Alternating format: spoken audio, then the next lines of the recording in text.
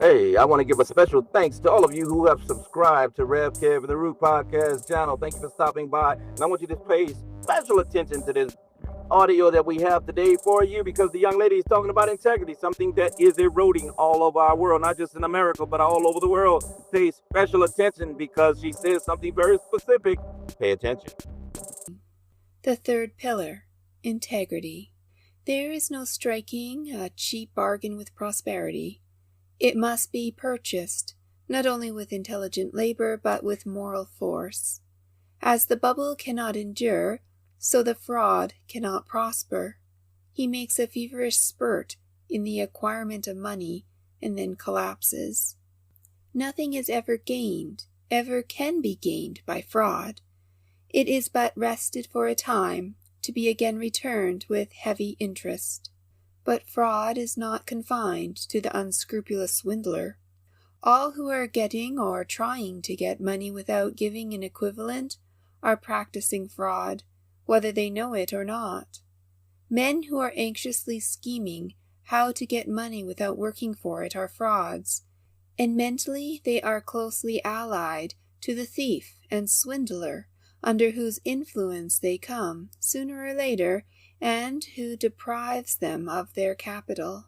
What is a thief but a man who carries to its logical extreme the desire to possess without giving a just return, that is, unlawfully? The man that counts prosperity must, in all his transactions, whether material or mental, study how to give a just return for that which he receives. This is the great fundamental principle in all sound commerce, while in spiritual things it becomes the doing to others that which we would have them do to us, and applied to the forces of the universe, it is scientifically stated in the formula action and reaction are equal. Human life is reciprocal, not rapacious, and the man who regards all others as his legitimate prey will soon find himself stranded in the desert of ruin, far away from the path of prosperity. He is too far behind in the process of evolution to cope successfully with honest men. The fittest, the best, will always survive, and he, being the worst, cannot therefore continue. His end, unless he change in time, is sure. It is the jail, the filthy hovel, or the place of the deserted outcast. His efforts are destructive and not constructive, and he thereby destroys himself. It was Carlyle who, referring to Muhammad being then universally regarded by Christians as an impostor, exclaimed, "An impostor found a religion. An impostor couldn't build a brick house. An impostor, a liar, a cheat. The man of dishonesty cannot build, as he has neither tools nor materials with which to build. He can no more build up a business, a character, a career, a success, than he can found a religion or build a brick house.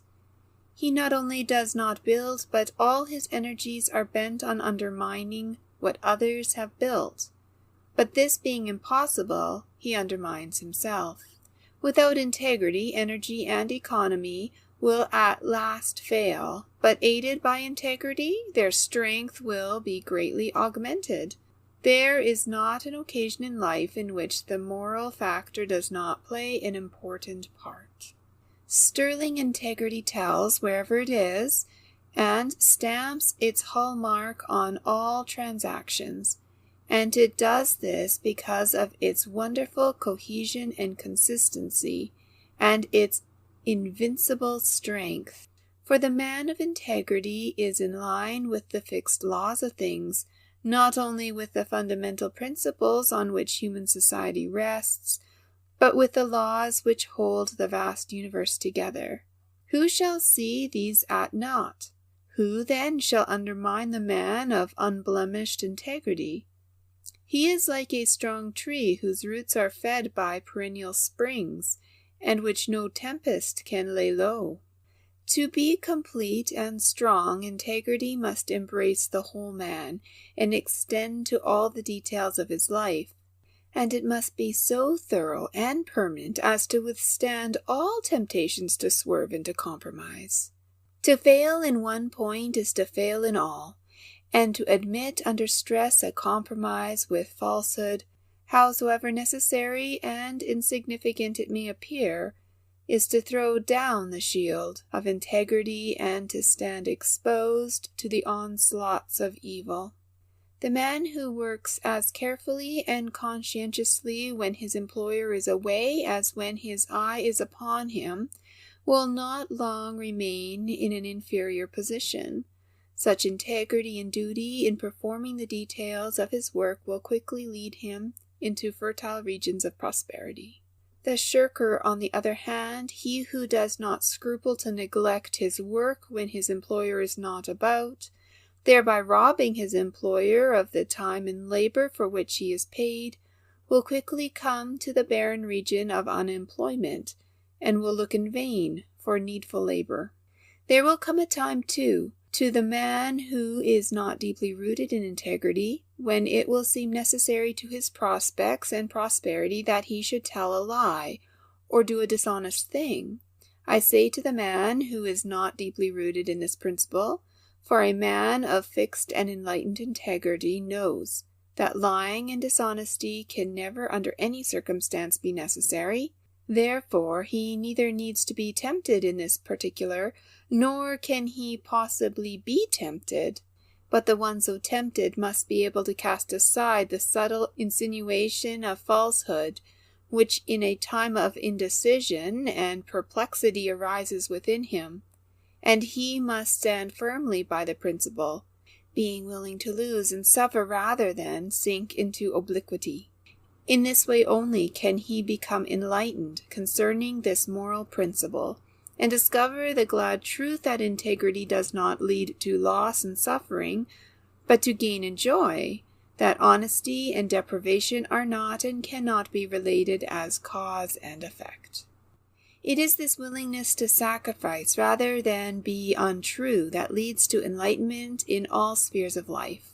And the man who, rather than sacrifice some selfish aim, will lie or deceive, has forfeited his right to moral enlightenment, and takes his place lower down among the devotees of deceit, among the doers of shady transactions, and men of no character and no reputation. A man is not truly armored with integrity until he has become incapable of lying or deceiving either by gesture, word, or act, until he sees clearly, openly, and freed from all doubt, the deadly effects of such moral turpitude.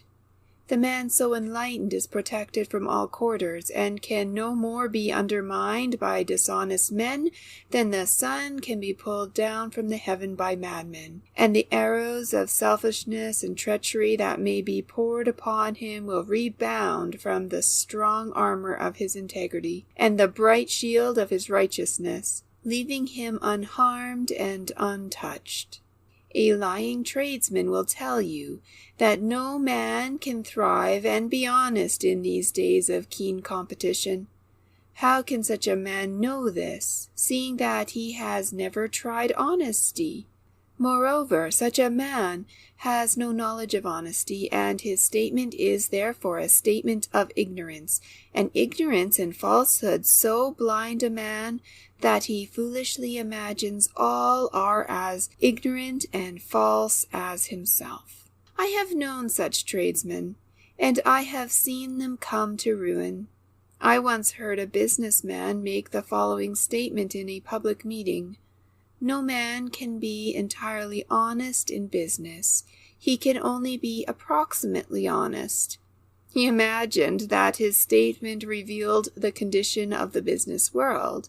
It did not. It revealed his own condition. He was merely telling his audience that he was a dishonest man, but his ignorance, moral ignorance, prevented him from seeing this. Approximate honesty is only another term for dishonesty. The man who deviates a little from the straight path will deviate more. He has no fixed principle of right, and is only thinking of his own advantage. that he persuades himself that his particular dishonesty is of a white and harmless kind, and that he is not so bad as his neighbor, is only one of the many forms of self-delusion which ignorance of moral principles create. Right doing between man and man in the varied relations and transactions of life is the very soul of integrity. It includes but is more than honesty. It is the backbone of human society and the support of human institutions. Without it, there would be no trust, no confidence between men, and the business world would topple to its fall. As the liar thinks all men are liars and treats them as such, so the man of integrity treats all men with confidence. He trusts them, and they trust him. His clear eye and open hand shame the creeping fraud so that he cannot practice his fraud on him. As Emerson has so finely put it, trust men and they will be true to you, even though they make an exception in your favor to all their rules of trade. The upright man, by his very presence, commands the morality of those about him, making them better than they were. Men are powerfully influenced by one another, and, as good is more powerful than evil, the strong and good man both shames and elevates, by his contact, the weak and bad. The man of integrity carries about with him an unconscious grandeur which both awes and inspires. Having lifted himself above the petty, the mean, and the false, these coward vices slink from his presence in confusion. The highest intellectual gift cannot compare with this lofty moral grandeur. In the memory of men and the estimation of the world, the man of integrity occupies a higher place than the man of genius. Buckminster says, "The moral grandeur of an independent integrity is the sublimest thing in nature. It is the quality in man which produces heroes. The man of unswerving rectitude is intrinsically always a hero. It only needs the occasion to bring out the heroic element. He is always too possessed of a permanent happiness. The man of genius may be very unhappy, but not so the man of integrity. Nothing, nor sickness, nor calamity, nor death, can deprive him of that permanent satisfaction which inheres in uprightness. Rectitude leads straight to prosperity by 4 successive steps. First, the upright man wins the confidence of others. Second, having gained their confidence, they put trust in him. Third, this trust never being violated, produces a good reputation. And fourth, a good reputation spreads further and further, and so brings about success.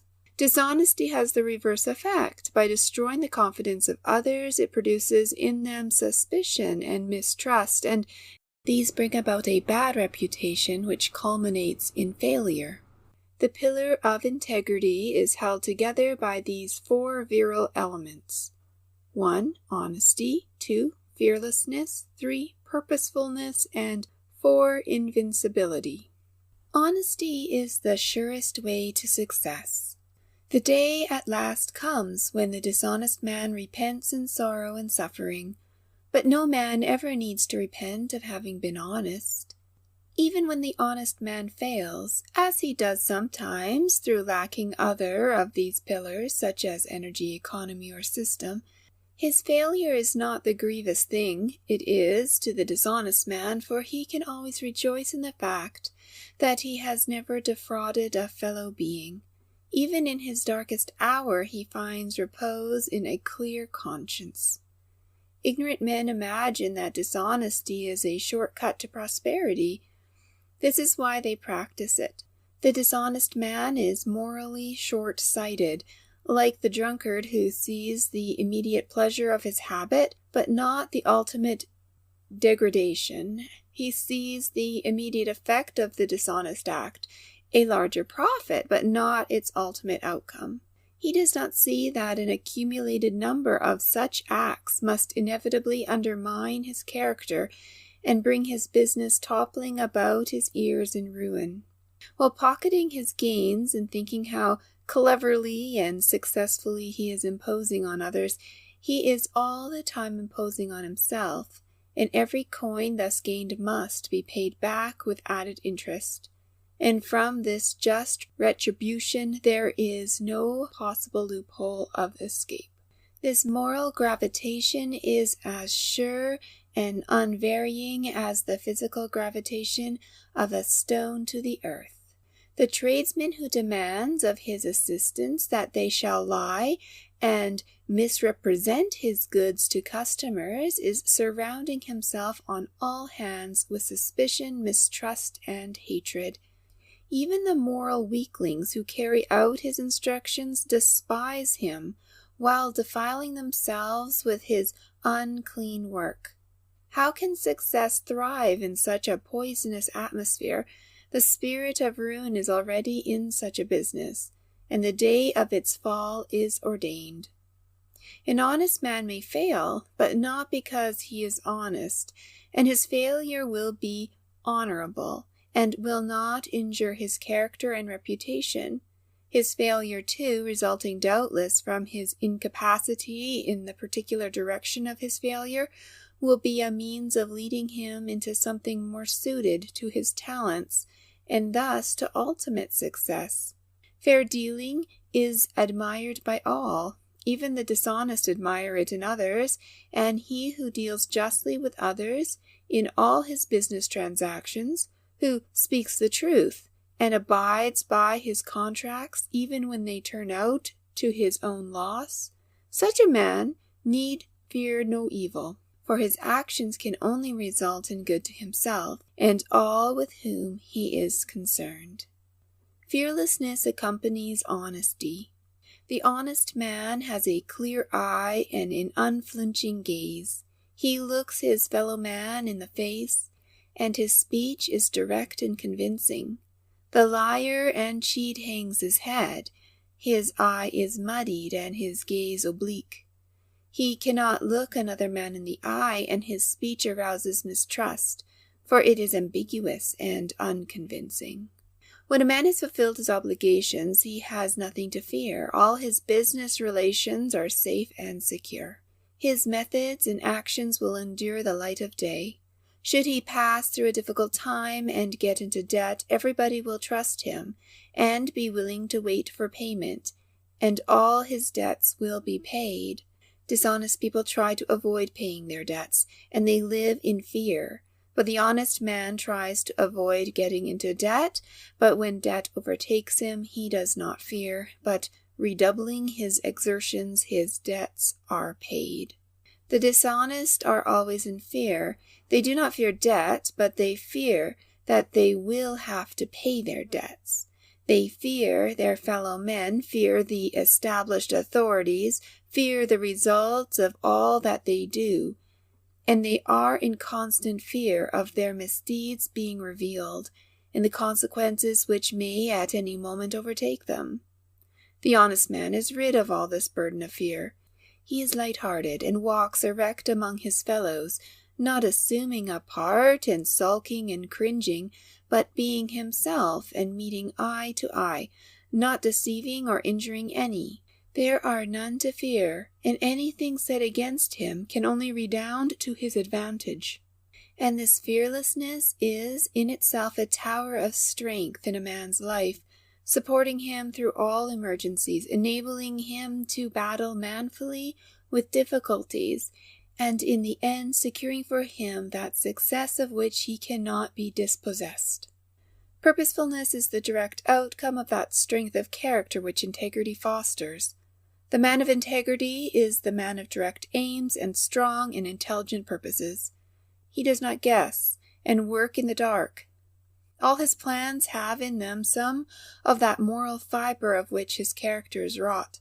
A man's work will always in some way reflect himself, and the man of sound integrity is the man of sound plans. He weighs and considers and looks ahead, and so is less likely to make serious mistakes, or to bungle into a dilemma from which it is difficult to escape.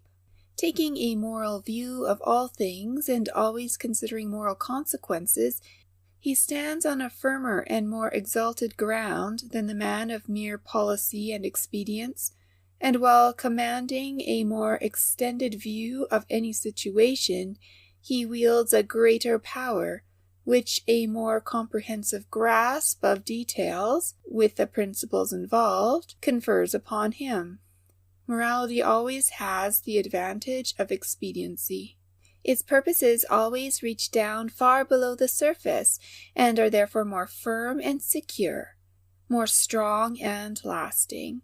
There is a native directness, too, about integrity, which enables the man to go straight to the mark in whatever he does, and which makes failure almost impossible. Strong men have strong purposes, and strong purposes lead to strong achievements.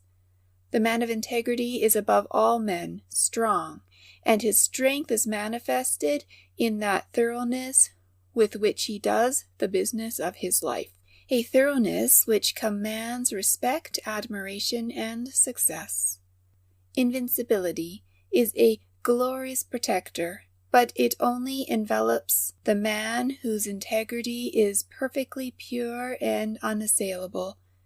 Never to violate, even in the most insignificant particular, the principle of integrity, is to be invincible against all the assaults of innuendo, slander, and misrepresentation. The man who has failed in one point is vulnerable, and the shaft of evil, entering that point, will lay him low, like the arrow in the heel of Achilles. Pure and perfect integrity is proof against all attack and injury, enabling its possessor to meet all opposition and persecution with dauntless courage and sublime equanimity.